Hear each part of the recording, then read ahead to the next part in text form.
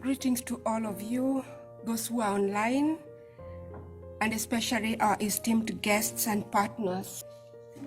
I am grateful for the opportunity to participate in this enlightening event to discuss empowering the African girl child through transformative education, which underscores the importance of girls' education and its role in sustainable development. As I reflected on today's event, I will offer 3 areas of consideration. I will begin with the work and investment of the Hilton Foundation, followed by the importance of girl-child education, and then the role of Catholic sisters in supporting the girl child to achieve her best potential. I will weave my own story and conclude with reflections on our way forward. For the Hilton Foundation, I represent the Conrad N. Hilton Foundation, which was established in 1944 with a mission that calls us all, love one another, for that is the whole law. Our fellow men and women deserve to be loved and encouraged, never to be left to wander alone in poverty and darkness. If all we live is love, would there be anyone left behind? Since his early life, Mr. Hilton supported Catholic sisters and their ministries. When he died in 1979, he left 97% of his wealth to the foundation to do charity and alleviate human suffering. Mr. Hilton valued Catholic sisters so much that he charged the foundation to give the largest of its benefactions to sisters. For over 80 years, the foundation has awarded over $3 billion in grants to organizations that work to alleviate human suffering, affirming the tenets of Catholic social teachings, with grants to Catholic sisters honoring dignity, solidarity, subsidiarity, and preferential option for the poor. In addition to supporting Catholic sisters, which is the foundation's largest initiative, the foundation focuses on other 6 areas to promote the dignity of the human person. The early childhood development, which in today's UNICEF report shows over 6 million children have not had a pre-education. The youth workforce development, because many are dropping out of school and need support. Foster youth, many young people in foster care system to give them a pathway to new life. People experiencing homelessness, safe water, refugees, and people on the move. And all this is towards advancing the sustainable development goals, of which in all our investments. How about the girl child? Education of a girl child is a topic dear to my heart. Reflecting on my own journey through academic endeavors and the many challenges I endured, this has shaped me to the person I am today. My parents were both orphaned at a tender age before they were 10. In the struggle for life, they met and married in their mid-teens. That was their fate. God blessed them with children, and their promise to each other was to educate their children to help them break barriers. True to their promise, nothing came easy. We all worked hard on the farm to pay our own way through school. Then my father passed at 53. Leaving my mother with 12 children to raise alone. She too soldiered on, keeping the promise to educate all the 12. In retrospect, I am so grateful for their resilience, commitment, and hard work that gave all 12 of us, both boys and girls, equal opportunity to acquire a college education. My work, travel, has brought me to many countries in Africa, Asia, Europe, Latin America. And I have lived here in the US for over 20 years now. While the status of girl child education varies across different regions and countries, we know that significant progress has been made in recent decades in improving access to education for girls worldwide. However, the COVID-19 pandemic disrupted education system worldwide, disproportionately affecting girls due to digital divides, economic barriers, cultural norms, and gender laws, safety concerns, including gender-based violence, lack of family support, teenage pregnancy, inadequate educational quality, disparities of girls' progress through education system, with fewer girls in secondary schools and tertiary education compared to boys. We all are responsible for closing the gender gap. Data from the UNICEF report tells us over 250 million young people are not in school, and 1 in every 6 children is out of school. This means that we are not meeting SDG form because 58 million children who should have been in school have no chance for elementary education. We owe it to them. We know that Catholic sisters have played and continue to play a tremendous role in providing quality education globally. American sisters, for example, provided the lion's share of the labor force in Catholic schools as teachers and administrators. They now preside over universities, hospitals, and other ministries that support women and girls. In India, over 130 Catholic sisters educate and train children and youth, provide healthcare, and work in social services ministries among the most vulnerable. In Africa, as you can see here represented today, Catholic sisters continue to play a central role in education across all levels. Sisters' education institutions offer education and employment, shaping communities and instilling values of justice, equality, and compassion. Sisters' work continues to promote gender-responsive and transformative education for girls in Africa significantly.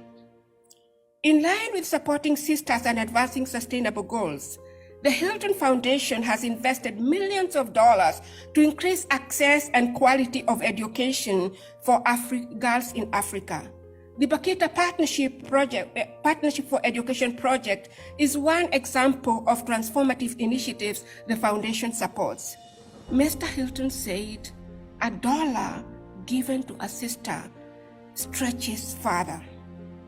Funding Bakhita Partnership for Education initiative, which engages over 300 Catholic sisters to advocate for the rights of girls in 5 countries and has supported over 4,500 vulnerable girls in just 3 years, is giving them a second chance to reach their academic goals of providing functional literacy, numeracy, skills, and strategy to transform communities that are emerging from socio-economic impact of COVID-19.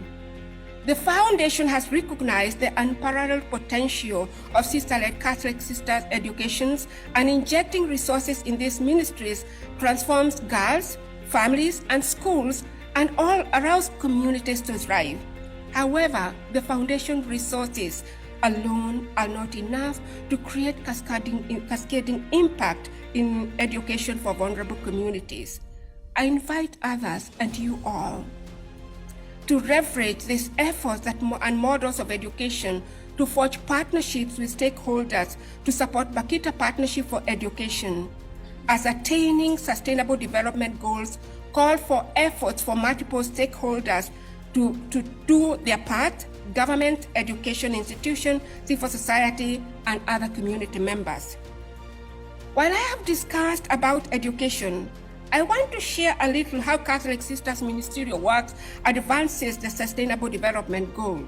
Yet little is discussed about their contribution to the work of poverty alleviation, which is Goal 1, ending hunger Goal 2, health and well-being of all Goal 3, quality education Goal 4, gender equality and empowering all women and girls Goal 5, Clean water and sanitation, Goal 6, offering decent work and economic growth, Goal 8, and reducing inequalities, Goal 10. Globally, over 700,000 Catholic sisters serve in various sectors and accompany vulnerable communities.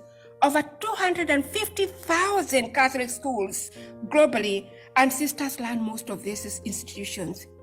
In Africa, Catholic education constitutes a substantial portion of total education services. For example, in Kenya alone, over 8,000 over 8,000 Catholic schools, representing 31% of all schools in the country, and Uganda over 6,000 schools, These institutions increase access to quality education for the vulnerable in rural and inner city communities. In these institutions, Catholic sisters have significantly promoted gender transformative practices within the Catholic Church and broader society. Here are some ways which you see Catholic sisters showing up in those schools. Education and empowerment. We already heard Sister Rosemary's story. Advocacy and gender equality. Catholic sisters have continued to advocate for gender equality within the church and society. They have used their position to raise awareness about gender-based violence, discrimination, and unequal opportunities. Sisters are playing a significant role in community development. They often work closely with communities addressing issues related to poverty, healthcare, and education. They promote programs and initiatives that uplift women and families, leading to economic empowerment and gender equality. Healthcare rights. Catholic sisters have been at the forefront of healthcare services in many parts of the world. They have worked to ensure women have access to health services and information, even in areas such as services they may face religious and cultural prohibitions.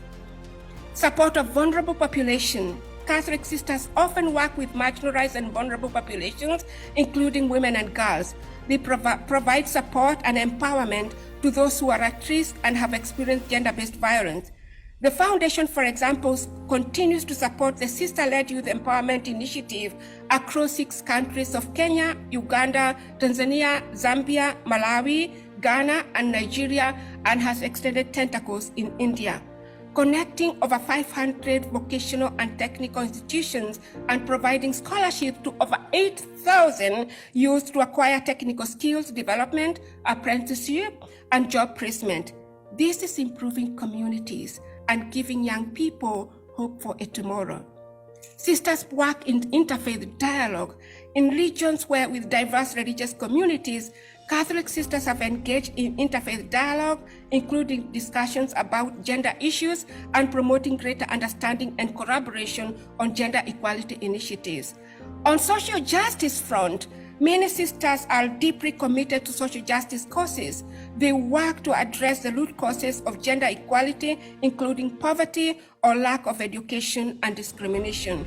And finally, monitoring gender equality. By living in religious communities that often emphasize shared responsibilities and decision-making, Catholic sisters can serve as models of gender equality, challenging traditional gender roles. This brings me to a personal experience that I will forever cherish. I served as a school teacher and administrator in Nakuru, Kenya for over 7 years in my early years. I still vividly remember a 15-year-old girl who came to me 2 months after December holidays when we returned to school. I have observed Mariana in classroom unhappy and struggling academically. After returning from holidays, one day I listened to her ordeal.